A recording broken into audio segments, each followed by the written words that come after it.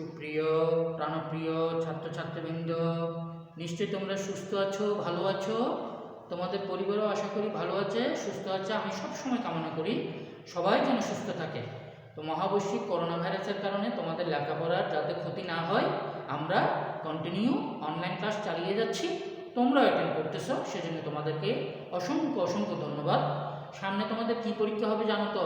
First time exam হবে। তোমাদের preparation কীরকম? আশা করি ভালো। তারপরে আমি তোমাদের ফার্স্ট টাইম এক্সামও দেখা যাচ্ছে যে সিলেবাস অনুসারে তৃতীয়, চতুর্থ, পঞ্চম আছে। এগুলো আমি পড়িয়েছিলাম, তিনটা অধ্যায় পড়িয়েছি। আজকে একটু রিভিশন দেবো, তোমরা বই নিয়ে বসে পড়ো। যেমন তৃতীয় অধ্যায় পবিত্র আত্মা 9 পৃষ্ঠা খুলে গেল। তাহলে পবিত্র আত্মাটা কি? পবিত্র আত্মা হলেন ঈশ্বরের আত্মা। প্রবক্তা এজেকিয়েলের কথা অনুসারে ঈশ্বর মানুষের কঠিন অন্তরের পরিবর্তে পবিত্র আত্মাকে দান করেন। সেই আত্মাকে পেয়ে মানুষ ঈশ্বরের আজ্ঞাগুলো মেনে চলার অনুপ্রেরণা পায়। পবিত্র আত্মার শক্তিতে ঈশ্বরের পুত্র মানুষ হওয়ার জন্য মারিয়ার গর্ভে এসেছিলেন। দীক্ষাগুরু যোহন বলেছিলেন যে যিশু এসে মানুষকে পবিত্র আত্মা এবং আগুন দ্বারা দীক্ষাস্নাত করবেন।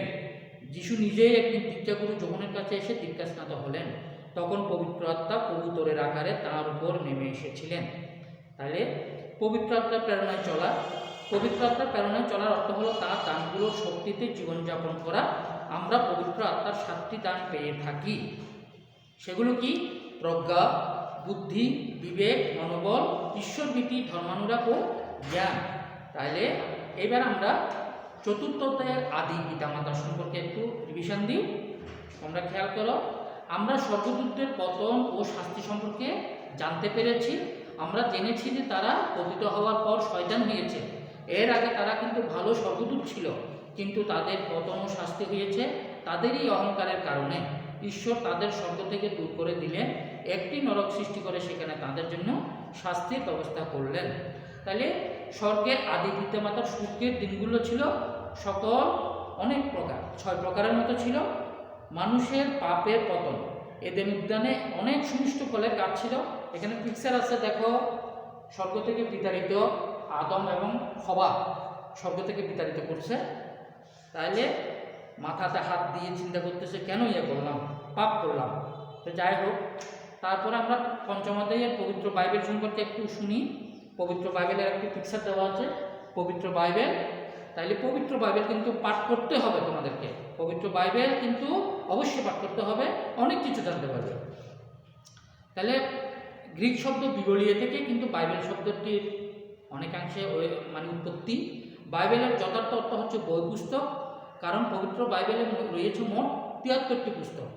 হ্যাঁ, তাহলে একটি লাইব্রেরিতে যেমন অনেকগুলো পুস্তক থাকতে, তেমনি 73টি পুস্তক নিয়ে আমাদের পবিত্র বাইবেল রচিত। এইসব পুস্তকের কোনোটি আকারে বড়, আবার কোনোটি আকারে ছোট। কেমন? তাইলে এখানে কিন্তু 2টা নিয়ম দেখা যাচ্ছে, পুরাতন নিয়ম বা প্রাক্তন সন্ধি। পুরাতন নিয়মে পুস্তকের সংখ্যা হলো 46।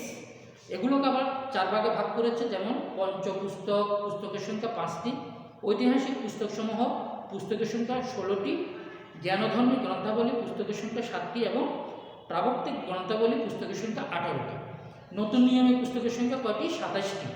এগুলো আবার 5 ভাগে বিভক্ত করা হয়েছে।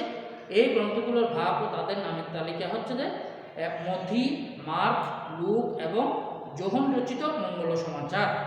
তাইলে খ্রিস্টমণ্ডলীর ইতিহাস তোমরা জানতে পেরেছ। এই রিডিংগুলো কিন্তু ভালো করে পড়বে, আমি বারবার বলি। এবং আমাদের আরেকটা কথা বলি, শূন্যস্থান পূরণ আমি বারবার বলেছি লিখতে হবে।